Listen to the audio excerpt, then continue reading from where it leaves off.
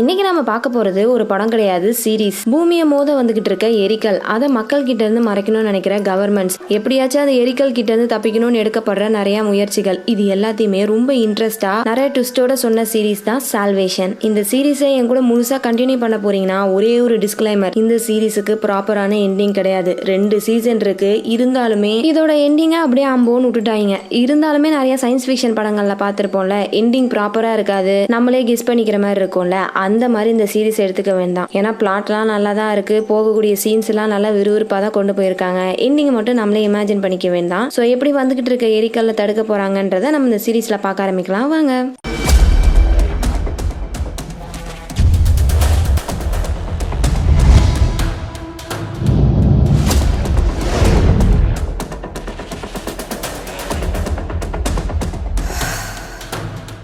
சீரீஸோட ஆரம்பத்துல February 12, 2013 மக்கள் எல்லாரும் அவங்களோட சராசரியான வேலையை பார்த்துட்டு இருக்காங்க. அப்போ வானத்துல பயங்கரமா வெளிச்சம் அடிக்குது. என்னன்னு பார்த்தா ஒரு எரிக்கல் அப்படியே ரஷ்யால விழுது. இதனால 1000க்கும் மேற்பட்ட மக்கள் காயமடைஞ்சிருக்காங்க. இந்த மாதிரி ஒரு எரிக்கல் வரப்போகுது அப்படின்னு சொல்லிட்டு யாருக்குமே தெரியல, யாராலுமே ப்ரெடிக்ட் பண்ண முடியல. அந்த சமயம் இந்த விஷயம் தான் ஹாட் நியூஸா போயிட்டு இருந்திருக்கு. அப்படியே கட் பண்ணா இப்ப பிரசன்டா நடப்ப காமிக்கிறாங்க.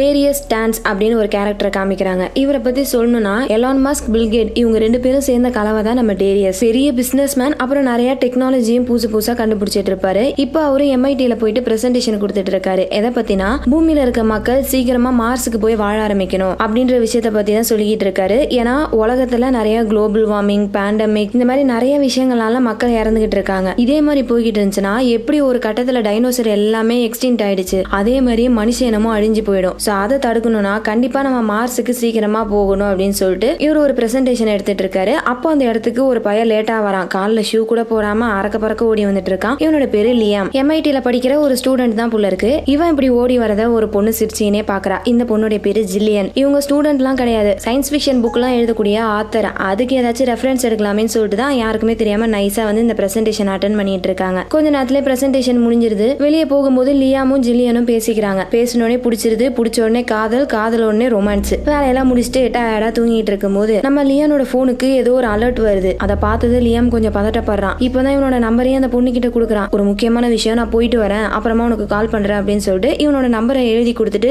நேரா இவனோட ப்ரொஃபஸரை போய் மீட் பண்றான். என்னடா ராத்திரி இங்க வந்திருக்கேன்னு கேட்டா, ப்ரொஃபசர் ஒரு முக்கியமான விஷயம் இங்க பாருங்க, இந்த டேட்டாவை நீங்க பாருங்க அப்படின்னு சொல்லிட்டு ஒரு டேட்டாவை கொடுத்துட்டு போறான். நம்ம ப்ரொஃபஸர் அந்த டேட்டாவை ஓபன் பண்ணி பாக்குறாரு. அவருமே பயங்கரமா ஷாக் ஆகுறாரு. ஷாக் ஆயிட்டு நாசாக்கு கால் பண்ணி சொல்றாரு என்ன விஷயம்னு தெரியல. அப்படியே கட் பண்ணா அடுத்த நாள் லியாம் கிளாஸை முடிச்சுட்டு நேரா ப்ரொஃபஸரை பார்க்க வரான். வீட்டுக்கு வந்து பார்த்தா ஆளையே காணோம், பொருள் எல்லாம் கலைஞ்சு போயிருக்கு, ப்ரொஃபஸரோட கண்ணாடி மட்டும் தான் இருக்கு. சோ ப்ரொஃபஸரை யாரோ கடத்திட்டாங்க. உடனே 911க்கு கால் பண்ணி கம்ப்ளைண்ட் பண்ணிக்கிட்டே இருக்கும்போது பின்னாடி கார்ல யாரோ ஒருத்தங்க நம்ம லியாம துரத்துறாங்க. அங்க இருந்து எஸ்கேப் ஆகி நேரா டேரியஸ் கிட்ட அந்த விஷயத்த சொல்றாரு. சோ என்ன கண்டுபிடிச்சிருப்பாரு, இவரோட போனுக்கு என்ன அலர்ட் வந்திருக்குன்னா, இன்னும் சரியா 186 நாள்ல பூமியை ஒரு எரிக்கல் தாக்க போகுது. அதை மட்டும் தாக்குச்சுன்னா பூமியில இருக்க எல்லாருமே செத்துருவோம் அப்படின்ற மாதிரி ஒரு விஷயத்த சொல்றாரு. லியாமுக்கு எப்படி இந்த விஷயம் எல்லாம் தெரியும்னு பார்த்தா, MIT-ல இருக்கும் போதே ஒரு ரிசர்ச் பண்ணிட்டு இருக்கான். ஸ்பேஸ்லயே ஒரு மேப் உருவாக்குறதுக்காக ஃபுல்லா ஸ்பேஸ பத்தி நல்லா ஸ்டடி பண்ணிக்கிட்டு இருக்கான். அதனாலதான் இப்படிப்பட்ட ஒரு எரிக்கல் வருதுன்றதே இவனுக்கு முன்னாடியே தெரிஞ்சிருக்கு. ஆனா அந்த விஷயத்த டேரியஸ் நம்பவே இல்லை. திடீர்னு இப்படி சொன்னா யாராச்சும் நம்புவாங்களா? நீ போய் சொல்ற, உனக்கு என்ன வேணும்னு சொல்லு, உண்மையில உனக்கு என்ன வேணும்னு சொல்லிட்டு சட்டையை பிடிச்சி விசாரிச்சுட்டு இருக்கும் போதுதான் நம்ம லியாம் அவன் கிட்ட இருக்க பென்ட்ரைவை கொடுக்குறான். உன்னை இவங்க அதான் ஹாலோகிராபிக் ப்ரொஜெக்டர்ல போட்டு பாக்குறாங்க.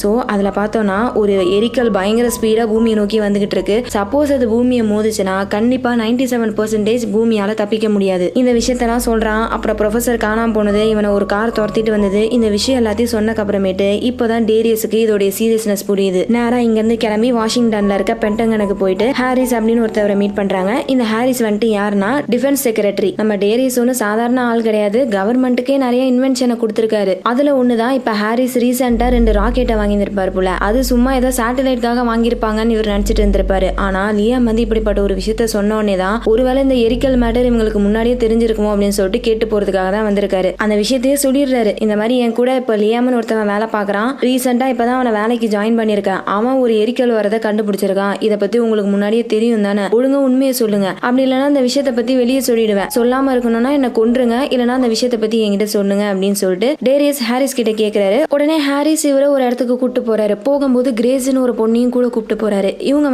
யாருன்னா பத்திரிகை செயலாளர், பிரஸ் செக்ரட்டரி. அது மட்டும் கிடையாது, நம்ம ஹாரிஸோடைய லவ்வரும். இவங்க 2 பேருக்குமே தனித்தனியா கல்யாணமாகி ஒரு பசங்க இருக்காங்க. ஆனா அவங்க 2 பேருக்குமே பேருக்குமே டிவோர்ஸ் ஆயிடுச்சுன்னு நினைக்கிறேன், தனித்தனியா தான் இருக்காங்க. சோ அதனால இப்ப இவங்க 2 பேரும் லவ் பண்ணிட்டு இருக்காங்க. இந்த விஷயத்தை பத்தி வெளியே யாருக்கும் தெரியாது. இவங்களோட ரிலேஷன்ஷிப்பை சீக்கிரட்டா தான் மெயின்டைன் பண்ணிட்டு இருக்காங்க. சோ ஹாரிஸ் இவங்க எல்லாருமே ஒரு இடத்துக்கு கூட்டு போறாரு. அங்க போனா எல்லாருமே பரபரப்பா வேலை பார்த்துட்டு இருக்காங்க ஒரே ஒரு ப்ராஜெக்ட்காக. அந்த ப்ராஜெக்டோட பேரு ப்ராஜெக்ட் சாம்சன். எரிக்கல் பூமியை நோக்கி வந்துகிட்டு இருக்குல்ல, அதோட பேர் தான் சாம்சன் வச்சிருக்காங்க. அந்த எரிக்கல்ல 3 மாசத்துக்கு முன்னாடியே கண்டுபிடிச்சிட்டாங்க புள்ள. அந்த எரிக்கல் நம்ம பூமியை முழுசா அழிக்கக்கூடிய அளவுக்கு பெருசா இருக்கு. அப்படி வந்துகிட்டு இருக்கிறத பாம் வச்சு பிளாஸ்ட் பண்ணிடலாம் அப்படின்னு நினைச்சா அதுலயும் ஒரு பிரச்சனை. சப்போஸ் வந்துகிட்டு இருக்கிறத வெடிக்க வச்சோம்னா அது நிறைய பீசஸா மாறி திரும்பியுமே அது பூமியில தான் வந்து விழும். சோ இது இன்னும் எக்ஸ்ட்ரா ஆபத்தை தான் உண்டாகும். அதனாலதான் இவங்க என்ன பண்ணிருக்காங்க, கிராவிட்டி டிராக்டர் அப்படின்னு ஒண்ணு உருவாக்கிட்டு இருக்காங்க. இதை மட்டும் எப்படியாச்சும் அந்த எரிக்கல் கிட்ட கொண்டு போயிட்டோம்னா இதுல இருந்து வெளியே வரக்கூடிய கிராவிட்டி வந்துகிட்டு இருக்க எரிக்கலுடைய டைரக்ஷனே மாத்தி விட்டுரும். சோ இதனால அப்படியே லைட்டா ஜஸ்ட் மிஸ்ல நம்ம பூமியை கிராஸ் பண்ணி அந்த எரிக்கல் போயிடும். இதுதான் இவங்களோட பிளான். ஆனா இதுல முக்கியமான ஒரு பெரிய பிரச்சனை என்னன்னு பாத்தீங்கன்னா, இன்னும் 186 நாள்ல அந்த எரிக்கல் வந்துடும். அதுக்கு முன்னாடி இவங்க கிராவிட்டி டிராக்டரை உருவாக்கி அதை இங்க இருந்து அந்த எரிக்கல் கிட்ட கொண்டு போற அளவுக்கு ஸ்பீடான ஒரு ராக்கெட் இவங்க கிட்ட இல்ல அப்படின்ற மாதிரி தான் டேரியஸ் நினைச்சிட்டு கேக்குறாரு. ஆனா ஹாரிஸ் இங்கதான் ஒரு விஷயத்த சொல்றாரு. ரீசெண்டா 2 ராக்கெட்டை டேரியஸ் கிட்ட இருந்து வாங்கிப்பாங்கல்ல, அதை கொஞ்சம் மாடிஃபை பண்ணி சீக்கிரமா அந்த எரிக்கல் கிட்ட போற மாதிரி டிசைன் பண்ணிருக்காங்க போல. அதனால இந்த பிளான் கண்டிப்பா ஒர்க் அவுட் ஆகுன்ற மாதிரி ஹாரிஸ் சொல்றாரு. சோ கவர்மெண்ட் இப்படிப்பட்ட ஒரு பெர்ஃபெக்ட்டான பிளானை போட்டிருக்காங்க. சோ டேரியஸுக்கு ஒன்னும் சொல்ல முடியல. ஓகே நீங்களே இதை ப்ரொசீட் பண்ணுங்க அப்படின்னு சொல்லிட்டு போயிடுறாங்க. ஆனா இந்த விஷயத்தை பத்தி கிரேஸுக்கே இப்பதான் தெரியும் புள்ள. இதுக்கப்புறம் என்கிட்ட நீங்க எந்த சீக்கிரட்டும் வச்சுக்க கூடாது, எல்லாத்தையும் சொல்லணும் அப்படின்னு சொல்லிட்டு காம்ப்ரமைஸ் ஆயிட்டு அப்படியே அன்னைக்கு நைட்டு ஒரு பார்ட்டி. அந்த பார்ட்டிக்கு எல்லாருமே போறாங்க. அந்த சமயம் நம்ம டேரியஸ் கிரேஸை தனியா கூட்டு போயிட்டு பேசுறாரு. இவர் ஆல்ரெடி ஹாரிஸுக்கும் கிரேஸுக்கும் நடுவுல இருக்க ரிலேஷன்ஷிப்பை கண்டுபிடிச்சிட்டாரு. எல்லாரோட மைண்டை ரீட் பண்ணக்கூடிய ஸ்பெஷலிஸ்ட். இப்படிப்பட்ட திறமையும் இருக்கு புள்ள. அதனால ஈஸியாவே அவங்களோட ரிலேஷன்ஷிப்பை கண்டுபிடிச்சிட்டு கேக்குறாரு, இங்க பாரு உங்க கவர்மெண்ட் போடுற பிளான்ல எனக்கு சுத்தமா நம்பிக்கை இல்ல, கண்டிப்பா அது ஊத்திக்கும். ஆனா நான் இன்னொரு பிளான் வச்சிருக்கேன், கண்டிப்பா அந்த பிளான் சக்சஸ் ஆகும். பட் அந்த பிளான் சக்சஸ் ஆகணும்னா கவர்மெண்ட் குள்ள இருந்து யாராச்சும் ஒருத்தங்க எனக்காக வேலை பார்க்கணும். அதுக்காக தான் இப்போ உங்ககிட்ட ஹெல்ப் கேட்கறேன் அப்படின்னு சொல்லிட்டு இவரு நம்ம கிரேஸ் கிட்ட பேசிட்டு இருக்காரு. அதே சமயம் இன்னொரு பக்கம் லியாம காமிக்கிறாங்க. லியாம் கிட்ட ஒரு பொண்ணு வந்து பேசுறா. இந்த பொண்ணோட பேரு அமாண்டா. இவ ஒரு டிவி ரிப்போர்ட்டர். ரிப்போர்ட்டர்னாலே என்ன, எல்லா உண்மையுமே தோண்டி எடுக்கணும்னு சொல்லிட்டு நினைப்பாங்கல்ல, அதே மாதிரிதான் கவர்மெண்ட் இப்ப ஏதோ ஒன்னு ரீசெண்டா கண்டுபிடிச்சிருக்காங்க. ஆனா என்னன்றதை வெளியே சொல்ல மாட்டாங்க. அதை எப்படியாச்சும் கண்டுபிடிச்சு ஃபர்ஸ்ட் நம்ம நியூஸ்ல தான் டெலிகாஸ்ட் பண்ணணும்னு சொல்லிட்டு லியாம் கிட்ட அந்த இன்ஃபர்மேஷனை கரெக்டா ட்ரை பண்ணிட்டு இருக்கா. ஆனா லியாம் எதுவுமே சொல்லாம அங்க வந்து போயிடுறாரு. அப்படியே அமாண்டா வெளியே எட்டி பாக்குறா. டேரியஸும் கிரேஸும் ஒரே கார்ல போறாங்க. அதை ஒரு போட்டோ எடுத்துக்கிறா. நேரா இப்ப இவங்க டேரியஸோட இண்டஸ்ட்ரிக்கு தான் போறாங்க. அங்கதான் நம்ம டேரியஸ் வேலை பார்த்துட்டு இருக்காரு. சோ ரூம்குள்ள போனோடனே நம்ம அயன்மேனுக்கு எப்படி ஜார்விஸ் இருப்பாங்க அதே மாதிரிதான் இவருக்கு இங்க டெஸ் அப்படின்னு ஒரு ஏஐ இருக்கு. இன்ஸ்ட்ரக்ஷனை கொடுத்தோடனே எல்லா விஷயத்தையும் அந்த ஏஐ பண்ணுது. இங்கதான் இவரோட ப்ராஜெக்ட் என்னன்றதை எக்ஸ்பிளைன் பண்றாரு. சோ இவரோட ப்ராஜெக்ட் வேற ஒன்னும் இல்ல, ஒரு மிகப்பெரிய ஆர்க். வந்துகிட்டு இருக்க எரிக்கல்ல தடுக்கணும்ன்ற ஐடியாலாம் கிடையாது. எப்படியாச்சும் மனுஷ இனத்துல சில பேரையாச்சும் காப்பாத்தணும். எப்படி இந்த பூமியில வாழ்ந்துட்டு இருந்த டைனோசர் எல்லாமே தடையமே இல்லாம அழிஞ்சு போயிடுச்சு, அதே மாதிரியே மனுஷங்களுக்கு ஆயிடக்கூடாது. மனுஷ இனம் கடைசி வரைக்கும் இருக்கணும் அப்படின்னு சொல்லிட்டு தான் இவ்வளவு பெரிய ஆர்க்கை உருவாக்கிட்டு இருக்காரு. சோ ஒரு ஆர்க்ல 160 பேரை காப்பாத்தி கூட்டு போலாம். வேற எங்கேயும் இல்ல, மார்ஸுக்கு தான். இதுதான் இவருடைய ப்ராஜெக்ட் போல இருக்கு. இதுல நம்ம கிரேஸுக்கு என்ன வேலைன்னு பார்த்தா, இப்ப நம்ம டேரியஸ் கிட்ட இருக்க காசு ரிசோர்ஸ் எல்லாத்தையும் வச்சு இவரால ஒரே ஒரு ஆர்க்கை மட்டும் தான் உருவாக்க முடியும். அந்த ஒரு ஆர்க்ல 160 பேரால மட்டும் தான் போக முடியும். ஆனா ஒருவேளை இவருக்கு தேவையான ரிசோர்சஸ் எல்லாமே கிடைச்சதுன்னா கண்டிப்பா நிறைய ஆர்க்கை உருவாக்கலாம். இதனால 1000க்கும் மேற்பட்ட மக்களை காப்பாற்ற முடியும். சோ அந்த ரிசோர்சஸ் எல்லாமே இவருக்கு எந்த ஒரு தடையும் இல்லாம கிடைக்கிறதுக்கு கவர்மெண்ட் உள்ள இருந்து யாராச்சும் வேலை பார்த்தாதான் இவருக்கு தேவையான ரிசோர்சஸ் காசு எல்லாமே கிடைக்கும். அதுக்காக தான் கிரேஸ் கிட்ட ஹெல்ப் கேட்கிறாரு. நீ தான் இந்த வேலையை பண்ணணும், நம்ம ஆர்க்கை உருவாக்குறதுக்கு நீ தான் ஹெல்ப் பண்ணணும் அப்படின்னு கேட்டோடனே அவங்க கடுப்பாக்குறாங்க. ஏன்னா அவங்களுக்கு இந்த உலகத்தை தான் காப்பாற்றணுமே தவிர வெறும் 160 பேரை மட்டும் காப்பாற்ற வேண்டாம். நீ ஏதாவது பெரிய பிளானா வச்சிருப்ப, ஜீனியஸ் நினைச்சு வந்தா இப்படி தப்பிச்சு ஓடுறதுக்கு பிளான் பண்ணிக்கிட்டு இருக்க, இதெல்லாம் வேலைக்காகாது.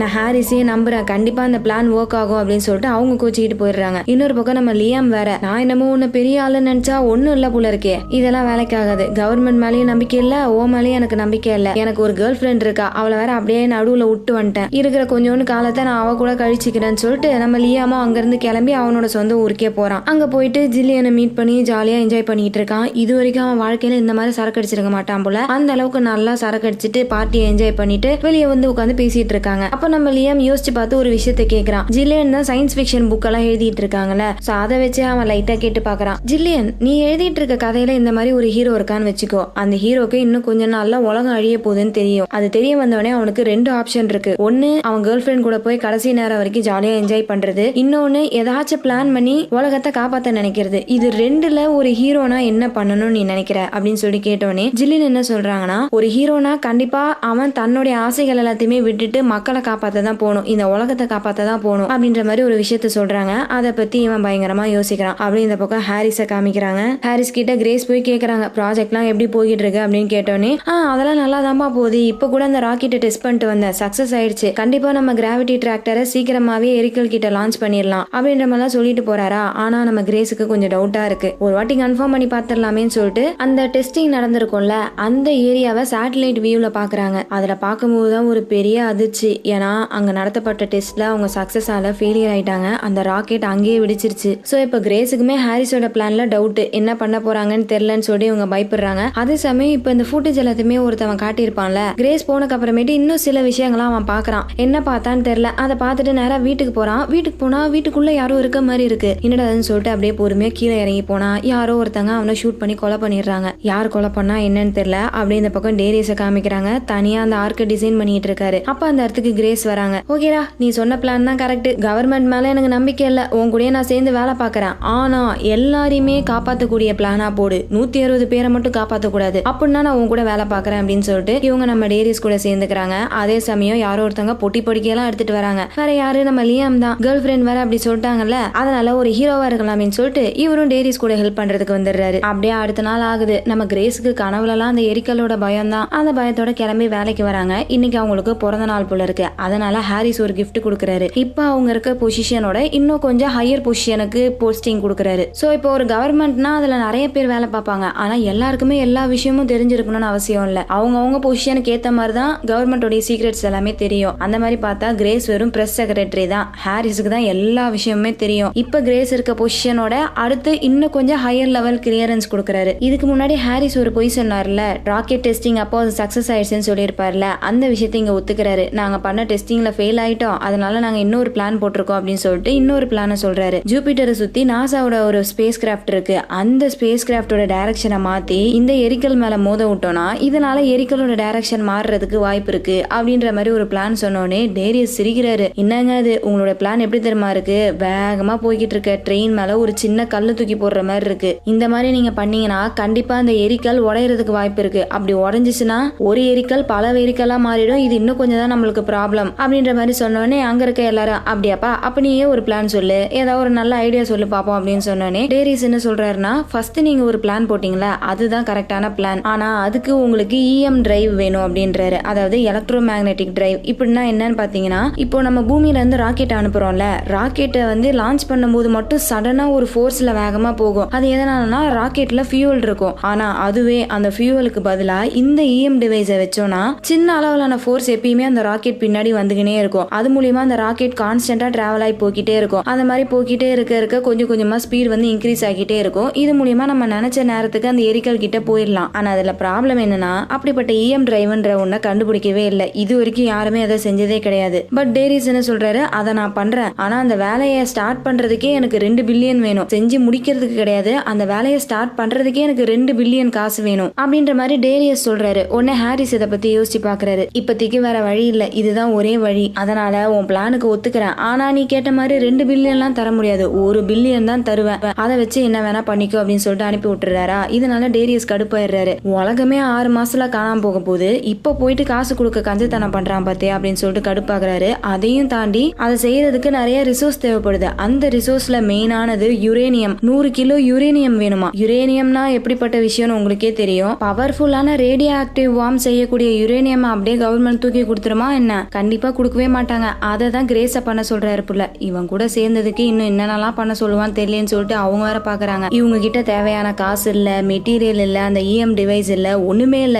உலகத்தை காப்பாத்த ஒண்ணு கூட நம்மளுக்கு கிடைக்க மாட்டேங்குதுன்னு சொல்லிட்டு லியாம் புலம்பிட்டு இருக்கும் போது டேரியஸ்க்கு ஒரு ஐடியா கிடைக்குது. அது என்னன்னா, நம்ம லியாமுடைய ப்ரொஃபசர் அவரு இந்த EM டிவைஸை பத்தி நிறைய ரிசர்ச் பண்ணிருப்பாரு. இப்ப அவரு காணாம போயிட்டாரு. ஆனா சப்போஸ் அவருடைய ரிசர்ச் கிடைச்சிச்சுன்னா அதை வச்சு இவங்களால EM டிவைஸை சீக்கிரமா ரெடி பண்ண முடியும். அதனால லியாம் கிட்ட ஒரு வேலையை கொடுக்குறாரு. திரும்பி உன்னோட ஊருக்கு போயிட்டு உன்னோட ப்ரொஃபசருடைய ரிசர்ச் ஏதாவது கிடைக்குதான்னு பாருன்னு சொல்லிட்டு பாஸ்டனுக்கு அனுப்பி வைக்கிறாரு. பாஸ்டன் தான் லியாமுடைய ஊரு. சோ அங்க அனுப்பி வைக்கிறாரு. சரின்னு சொல்லிட்டு லியாமும் ப்ரொஃபசரோட வீட்டுக்கு போயிட்டு பேக்கப் ஏதாச்சும் கிடைக்குமான்னு சொல்லிட்டு தேடிட்டு இருக்கான். அப்போ அன்னோன் நம்பர்ல இருந்து ஒரு மெசேஜ் வருது. வீட்டுல இருக்காத, சீக்கிரமா தப்பிச்சு போ அப்படின்னு சொல்லிட்டு மெசேஜ் வந்த உடனே லியாம் பயந்து அடிச்சுட்டு அங்க ஓட ஆரம்பிச்சிடறான். ஓடி போய் ஒரு இடத்துல நிக்கும் போது கேர்ள் ஃபிரெண்ட் ஜில்லியன் கிட்ட இருந்து மெசேஜ் வருது. அவங்க ஏதோ ஒரு நாவலை இப்பதான் கம்ப்ளீட் பண்ணிருக்காங்க போல, அவங்களே அதை பப்ளிஷ் பண்ண போறாங்களாம். சோ அதுக்காக நீ வந்தா நல்லா இருக்குமேன்னு சொல்லிட்டு மெசேஜ் அனுப்பியிருக்காங்க. அதை பார்த்தோன்னே இவனுக்கு போகணும்னு ஆசையா தான் இருக்கு. ஆனா உள்ள போக பயப்படுறான். ஏன்னா இவனை இவனை ஃபாலோ பண்ணிட்டு இருக்கவங்க ஜில்லியனை பார்த்தாங்கன்னா அவங்களுக்கு ஏதாவது பிரச்சனை ஆகும்ல, அதனால போகாம அப்படியே தயங்கி நின்னுறான். அந்த சமயம் இன்னொரு மெசேஜ் வருது, எங்க மீட் பண்ணணும் எப்ப வரணும் அப்படின்னு சொல்லிட்டு ஒரு மெசேஜ் வருது. அந்த மெசேஜை பார்த்துட்டு இப்படிக்கா திரும்பி பார்த்தா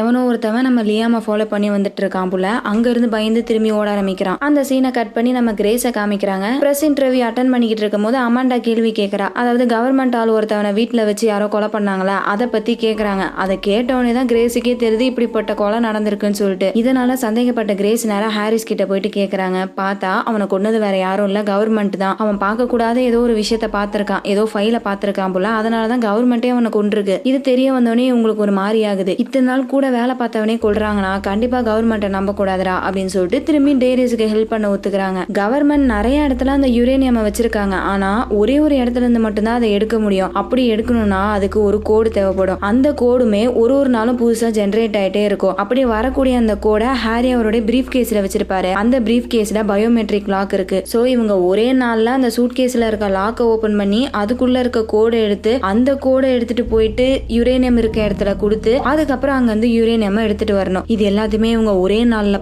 பண்ணி முடிக்கலனா அந்த கோடு அன்னைக்கு எக்ஸ்பிரி ஆயிடும். அடுத்த நாள் இவங்களுக்கு புது கோடு தேவைப்படும். எப்படியாச்சும் நான் அந்த கோடை எடுக்க ட்ரை பண்றேன் அப்படின்னு சொல்லிட்டு நம்ம கிரேஸ் டேரிஸ் கிட்ட சொல்லிட்டு வீட்டுக்கு போறாங்க. வீட்டுக்கு போனா அங்க போட்டோ இருக்கு. போட்டோ பக்கத்துலயே ஒரு லெட்டர் இருக்கு. என்ன போட்டோன்னு பார்த்தா முன்னாடி அமாண்டா கிரேஸ ஒரு போட்டோ எடுத்திருப்பால, அந்த போட்டோவை அமாண்டா அனுப்பியிருக்கா போல இருக்கு. நீ என்ன வந்து மீட் பண்ணலனா உனக்கும் டேரிஸுக்கும் ஏதோ லிங்க் இருக்குன்னு நான் பப்ளிஷ் பண்ணிடுவேன் அப்படின்னு சொன்னோடனே சரி இவளுக்கு என்ன வேணும்னு போய் கேட்டுட்டு வரலாமே சொல்லிட்டு கிரேஸும் கிளம்பி போறாங்க. அங்க போயிட்டு அமாண்டாவை மீட் பண்ணி பேசுறாங்க. அப்பதான் அமாண்டா ஒரு விஷயத்த சொல்றா. கவர்மெண்ட் ஆள் ஒருத்தவரை கொலை பண்ணாங்கல்ல, அவரு சாவறதுக்கு முன்னாடி ப்ராஜெக்ட் அட்லஸ் அப்படின்னு ஏதோ ஒண்ணு பாத்துருப்பாரு போல. அதுக்கப்புறமேட்டு தான் அவர் செத்து இருந்திருக்காரு. இந்த விஷயத்த அவருடைய தங்கச்சி சொல்லியிருப்பாங்க போல. சோ கண்டிப்பா அது ஆக்சிடென்ட் எல்லாம் நடந்தது கிடையாது, யாரோ அவரை கொலை பண்ணிருக்காங்க. யார் அது அப்படின்ற மாதிரி ஒரு கேள்வி கேட்கறாங்களா. சோ இப்பதான் நம்ம கிரேஸ் அந்த ப்ராஜெக்ட் அட்லஸ்ன்ற வார்த்தையே கேள்விப்படுறாங்க. இந்த விஷயத்த தெரிஞ்சுக்கிட்டு நேரா ஹாரிஸ போய் மீட் பண்றாங்க. இன்னைக்கு வேற அவங்க பிறந்த நாள்ல ஜாலியா என்ஜாய் பண்ணலாம்னு சொல்லிட்டு தான் போறாங்க. ஆனா உண்மையான ரீசன் என்னன்னா அந்த சூட் கேஸ்ல இருந்து கோடு எடுக்கிறதுக்காக தான். போயிட்டு யோசிக்கிறாங்க எப்படா அந்த கோடு எடுக்கிறது அப்படின்னு சொல்லிட்டு யோசிச்சுக்கிட்டே ஒரு பிளான் பண்ணி அங்க இருக்க ஜூஸ் தெரியாம ஹாரிஸ் மேல தள்ளி விட்டுறாங்க.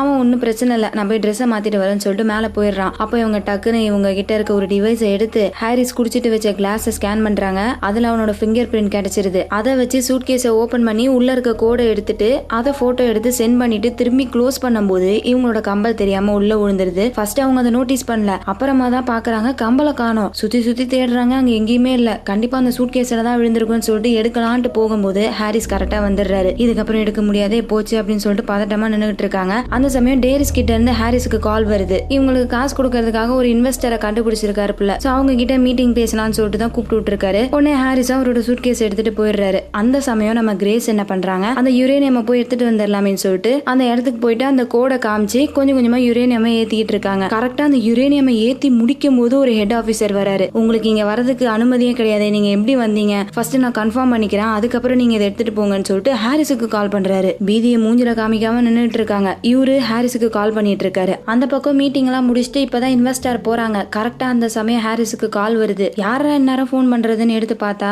கால் வந்தது அவருக்கு கிடையாது, டேரியஸுக்கு. இவரு தான் டெக்னாலஜில புலியாச்சு. ஹாரிஸோட போனை க்ளோன் பண்ணி அவருக்கு வர கால் எல்லாம் இவருக்கு டைவர்ட் பண்ணி விட்டாரு போல. இப்ப அந்த ஹெட் ஆபீசர் டேரியஸ் கிட்ட தான் பேசுறாரு. ஆனா டேரியஸோட வாய்ஸ் ஹாரிஸ் மாதிரி கேக்குது. அவ்வளவுதான், இப்ப எந்த ப்ராப்ளமும் இல்ல, ஒரு பிரச்சனையும் இல்லாம அங்க இருக்க யுரேனியம் எல்லாத்தையும் எடுத்துட்டு கிரேஸ் இங்க வந்துடுறாங்க. இதனால ஹாரிஸுக்கு ஏதாச்சும் பிரச்சனை வருமான்னு கேட்டா அதெல்லாம் ஒண்ணும் இல்ல, இப்ப நடந்த கான்வர்சேஷன் எல்லாத்தையுமே நாங்க டெலீட் பண்ணிடுவோம், எந்த எவிடன்ஸும் கிடைக்காது, உன் ஆளுக்கு ஒன்னும் பிரச்சனை வராதுமா அப்படின்ற மாதிரி டேரியஸ் சொல்லிடுறாரு. அப்படியே அந்த சீனை கட் பண்ணி லியாம காமிக்கிறாங்க. யார்கிட்டயோ இருந்து மெசேஜ் வந்துச்சுல ஒரு இடத்துக்கு வர சொல்லி. லியாமோ அந்த இடத்துக்கு போய் வெயிட் பண்ணிட்டு இருக்கான். போயிட்டு பார்த்தா அங்க இருக்கிறது ப்ரொஃபசர். அவரு தான் மெசேஜ் பண்ணிருப்பாரு புள்ள. ஸ்டார்டிங்ல லியாம் அந்த எரிக்கலை பத்தி சொல்லியிருக்கும் போது நாசாக்கு கால் பண்ணிருப்பார்ல, கால் பண்ண கொஞ்ச நேரத்திலே வீட்டுக்கு யாரோ அட்டாக் பண்ண வந்திருப்பாங்க போல. சோ அங்க வந்து தப்பிச்சு ப்ரொஃபசர் இங்க வந்துட்டாரு. லியாம் ப்ரொஃபசர் கிட்ட அந்த இஎம் டிரைவை பத்தின ரிசர்ச்சை கேட்கிறாரு. உடனே அவரும் ஒரு பென் டிரைவை கொடுக்கறாரு. இதுலதான் எல்லாமே இருக்கு பாத்துக்கோ அப்படின்னு சொல்லிட்டு கொடுக்கறாரா. அதை லியாம் வாங்கிட்டு திரும்பும் போது இவனை ஃபாலோ பண்ணிட்டு வந்தவன் வெளியே நிக்கிறான். அவ்வளவுதான், அவனை பார்த்தோன்னே ஓட ஆரம்பிக்கிறாரு. கையோட ப்ரொஃபசரையும் கூப்பிட்டுட்டு வாஷிங்டனுக்கு வந்துடுறாரு. டேரிஸ் கிட்ட போயிட்டு அந்த பென் டிரைவ் ப்ரொஃபசர் ரெண்டு பேரையும் ஒப்படைச்சிடறான். அங்க பார்த்தா ஃபாலோ பண்ணிட்டு வந்தவன் அங்கேயும் இருக்கிறான். ஐயோ மாட்டிக்கிட்டோண்டா, ஓடுங்க ஓடுங்கன்னு சொல்லிட்டு கத்துறான் பாருங்க.